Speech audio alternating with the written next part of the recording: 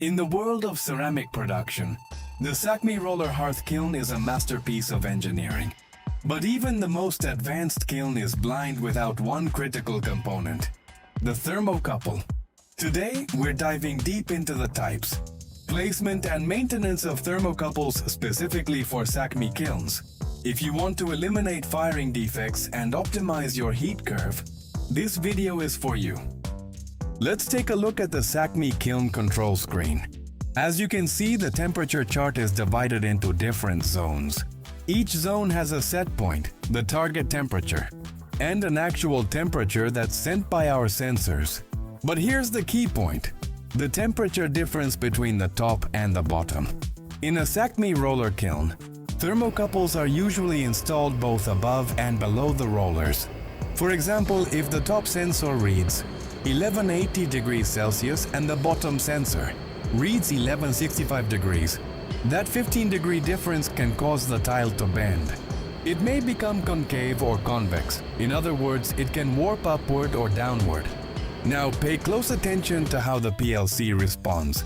If a thermocouple fails or starts sending a noisy, unstable signal, the burner in that zone may react by going to 100% power for safety reasons, or it may shut off completely. That's why a stable, reliable signal is even more important than the temperature value itself. The S versus K battle. Not all thermocouples are created equal. In a SACMI FMP or Maestro kiln, you'll primarily encounter two types, Type K and Type S. Type K, Chromel-Alumel. These are your workhorses for the preheating and cooling zones. They are cost-effective and reliable up to about 1100 BASAS circa. However, in the intense environment of the firing zone, they drift and fail. Type S, Platinum-Rhodium 10%. This is the gold standard for the firing zone. Why?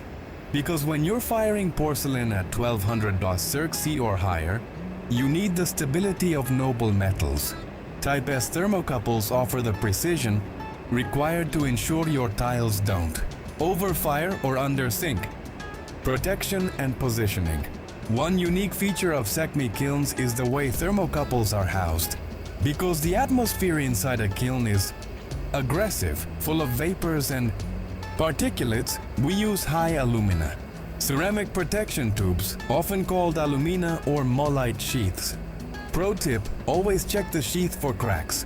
A hairline crack allows kiln gases to poison the platinum wire, causing a temperature drift that the HMI won't necessarily flag as an error. Regarding positioning, SACMI kilns utilize both top and bottom thermocouples. Top thermocouples monitor the radiant heat above the tiles. Bottom thermocouples monitor the heat near the rollers, balancing the delta T. The difference between top and bottom is the secret to preventing tile warping or curling. Maintenance and calibration. How do you know if your SACMI kiln is lying to you? Visual inspection. Look for sagging sheaths or loose compensation wires. The Master probe test. Periodically insert a Master thermocouple into the same port to verify the reading on your HMI.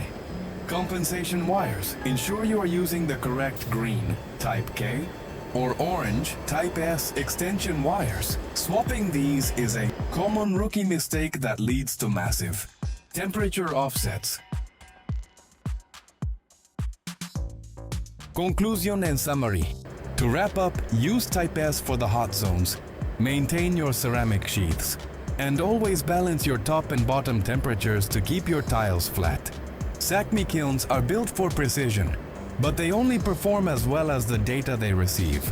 If you found this technical breakdown helpful, hit the like button and subscribe for more industrial ceramic engineering tips. Do you have a specific issue with your kiln's temperature profile? Drop a comment below and let's troubleshoot it together.